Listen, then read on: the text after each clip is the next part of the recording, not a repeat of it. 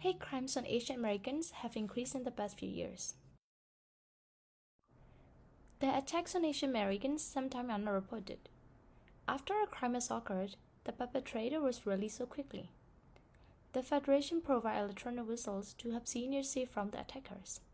There have been a number of attacks on Asian Americans over the last year and a half. The Korean American Foundation says attacks sometimes aren't reported. Due to the language barrier that some of these immigrants face, a lot of them have not been able to go forward to proper law enforcement, to LAPD even, to make these reports. Samuel Kang was in tears as he spoke about his love for America.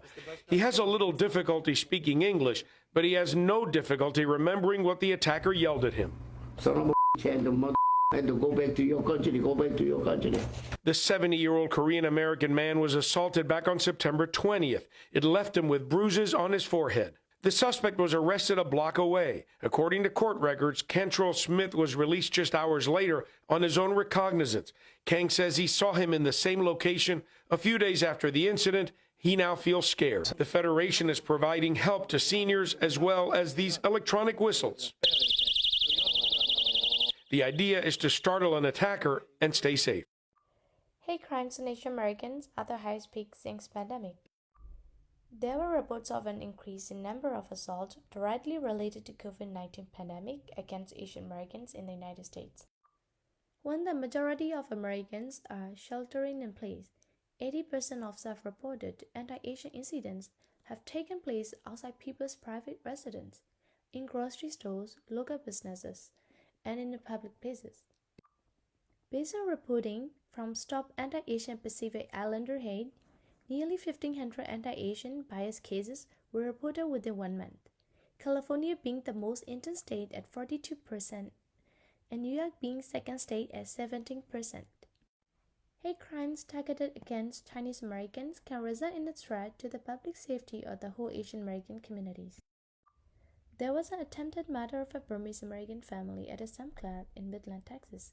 The suspect stabbed a father, a 4-year-old child, and a 2-year-old child because he thought the family was Chinese and infecting people with the coronavirus. Asian Americans' businesses were being targeted and their properties were vandalized in addition to the physical attacks and threats. One Korean restaurant in New York City had graffiti, "Stop eating dogs," written on its window. Perpetrators have also made explicit references as "take the corona back to you, chink" and "watch out for corona" have been documented on Asian-owned restaurants. These incidents of vandalism demonstrate the association some people make between Asian American businesses and the COVID-19. Hate crimes on Asian Americans became a tremendous threat to their safety, businesses, and society, both physically and mentally. Racial discrimination and anti-Asian hate crimes. Both racial discrimination and anti-Asian hate crimes have become a major issue in the United States. Both racial discrimination and anti-Asian hate crimes are being attacked by other races. Both racial discrimination and anti-Asian hate crimes are considered minorities. Both experience unequal treatment and get less chance to succeed in comparison to the majority. Since there are many laws and regulations in place for racial discrimination in the United States, such as schools and workplaces, therefore, laws and regulations must exist to protect Asian American communities.